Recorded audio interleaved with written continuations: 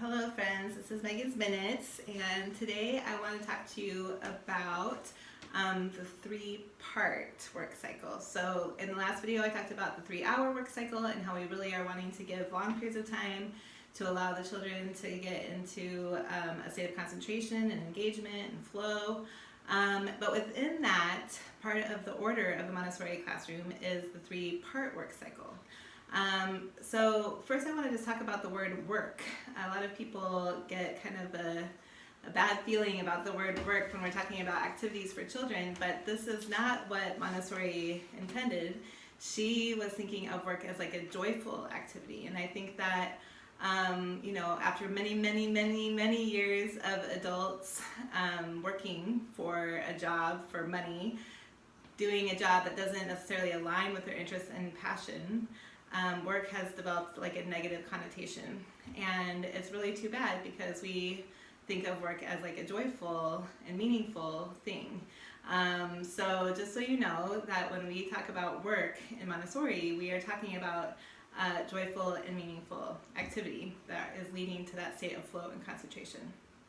So the 3-part work cycle is simply that the child will choose an activity, will do the activity, and then will return it to its home or wherever it lives on the shelf.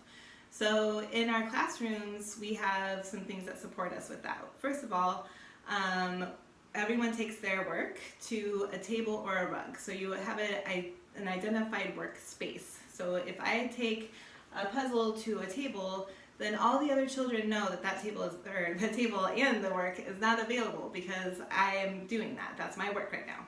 When I put it back on the shelf, then it's available for anyone else.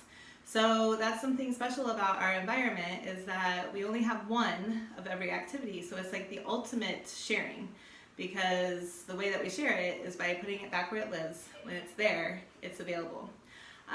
So this is something that you can start setting up in your home right away with things that you already have.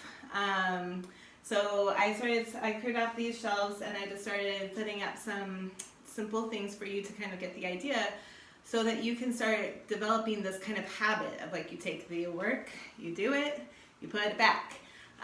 We also have the gift of having 20 other children in the classroom that will help you remember. If I have an activity out and I go to do another activity and someone else wants to do what's on your table, they'll come and say, can you go put that back on the shelf please, because I was hoping to have a turn.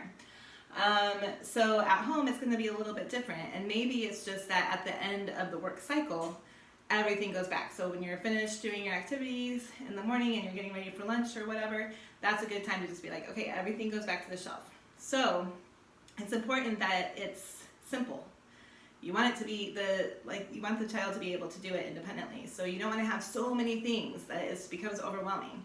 So a couple of things per shelf is good, 2 or 3 things, and you can really limit what you have. If you have a lot of different kinds of building materials and blocks, just put one thing out this week, and the next week you can swap it out for something else, and that really helps heighten that engagement too by keeping it interesting and new things coming on the shelf.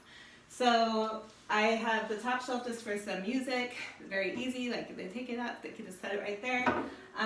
For drawing, I just have paper, and then I just put these out here to show you that, sometimes you'll have like a package of pencils or markers.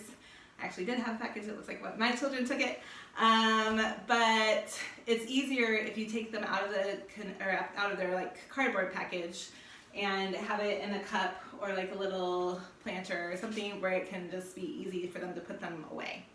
And then this basket is intended for work that has been completed. So your child does some drawing, and then what happens to it? So have a place where they can put it, like this is my done work, and then when you're done or it's getting full, you can go through all of it and decide which ones you want to save and which ones you want to repurpose or recycle. And then down here, this is just blocks. Whatever you have at home, just start organizing it in a way that your child can put it away easily.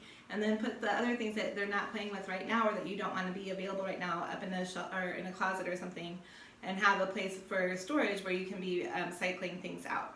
So that's a very brief video, but I just wanted to share with you how to get the work cycle going so that your child can get into the habit of like taking things off of this designated space, doing it, and then putting it back. And then starting tomorrow, I'll start doing more videos about things that you can create at home to put onto your shelf to offer more meaningful and engaging works for your child to enjoy during their work cycle. Okay, I hope that's helpful. Have a great day. Bye.